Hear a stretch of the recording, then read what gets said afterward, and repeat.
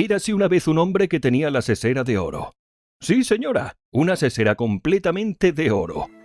Cuando vino al mundo, los médicos pensaron que aquel niño no podría vivir. Tan pesada era su cabeza y tan desmesurado su cráneo. Sin embargo, vivió y creció al sol como un hermoso retoño de olivo. Solo que su gruesa cabeza le arrastraba siempre y daba pena verlo tropezar con los muebles al andar. A menudo se caía.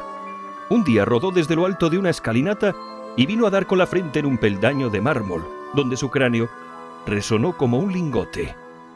Le creyeron muerto, pero al levantarlo, solo le encontraron una leve herida con 2 o 3 gotitas de oro cuajadas entre sus cabellos rubios. Fue así como los padres supieron que tenía una sesera de oro. No lo divulgaron. Ni siquiera el niño sospechó nada. De vez en cuando, éste preguntaba por qué ya no le permitían correr y jugar fuera de casa con los demás niños. «Podrían robarte mi tesoro», decía la madre. Entonces, el chiquillo sentía miedo de que lo raptaran y se ponía a jugar solo sin decir palabra, vagando pesadamente de una habitación a otra en las sombras. Solo al cumplir los 18 años, le revelaron sus padres el don monstruoso que debía al destino. Y como lo habían alimentado y educado desde que nació, le pidieron, en compensación, una parte de su oro. El chico no vaciló. En el acto, ¿cómo? ¿Por qué medios? La leyenda no lo dice. Se arrancó del cráneo un buen trozo de oro macizo y lo depositó en el regazo de su madre. Luego, deslumbrado por los caudales que llevaba en la cabeza, abandonó la casa paterna y se fue por el mundo dilapidando su tesoro. A juzgar por el modo de vivir a lo grande, regiamente y derrochando el oro sin contarlo, habríase dicho que aquella sesera era inagotable. Pero se iba agotando, y poco a poco su mirada se fue apagando y sus mejillas se demacraron. Un día, la mañana siguiente de una fiesta desenfrenada, el desgraciado, que había quedado solo entre los restos del festín, se espantó al ver el enorme trozo que le faltaba a su lingote, por lo que pensó que debía detener su despilfarro. A partir de entonces, su existencia cambió. Se retiró y empezó a vivir del trabajo de sus manos, atemorizado y receloso como un avaro, huyendo de las tentaciones, procurando olvidar las fatales riquezas a las que no quería tocar. Por desdicha, un amigo le había seguido en su soledad y este amigo conocía su secreto. Una noche, el desventurado fue despertado súbitamente por un intenso dolor de cabeza. Se incorporó desatinado y vio a la luz de la luna a su amigo que escapaba ocultando algo bajo su capa. Un trozo más de sesera que le quitaban. Poco después, se enamoró y esta vez se acabó todo.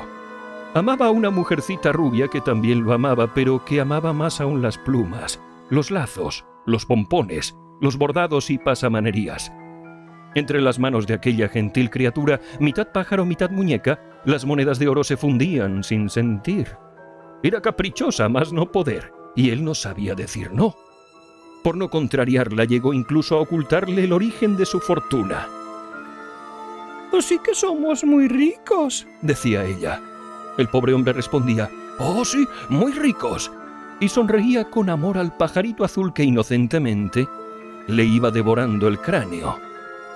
Pese a todo, a veces le entraba miedo y le daban ganas de volverse avaro, pero entonces llegaba su mujercita mimosa y le rogaba, «Cariño, tú que eres tan rico, cómprame algo que sea muy caro». Y él le compraba algo muy caro. Así pasaron los años, hasta que una mañana la mujercita, sin saber por qué, murió como un pajarito. El tesoro tocaba a su fin, pero con lo que le quedaba, el viudo encargó un hermoso entierro para su amada muerta. Campanas al vuelo, carroza tapizada de negro, caballos empenachados, lágrimas de plata sobre el terciopelo. Nada le pareció demasiado suntuoso. Ahora ya que importaba su oro, lo prodigó. Le dio a la iglesia, a los sepultureros, a las vendedoras de siempre vivas, por todas partes lo repartió sin regatear. Por eso, al salir del cementerio ya no le quedaba casi nada de su maravillosa sesera, tan solo unos trocitos pegados a las paredes del cráneo. Entonces lo vieron irse por las calles con aspecto extraviado y las manos por delante, tropezando como un beodo. Al anochecer, a la hora en que se encienden los bazares, se detuvo ante un amplio escaparate en el que todo un amasijo de lujosas telas y pedrerías espejeaba bajo las lámparas.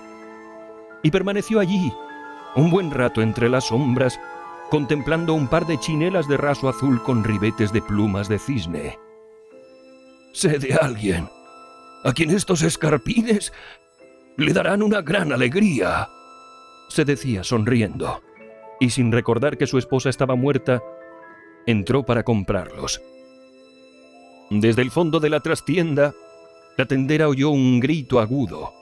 Acudió y retrocedió espantada al ver al hombre de pie, recostado sobre el mostrador, mirándola angustiosamente. Tenía en una mano los escarpines y en la otra, ensangrentadas, unas cuantas hebras de oro en las uñas.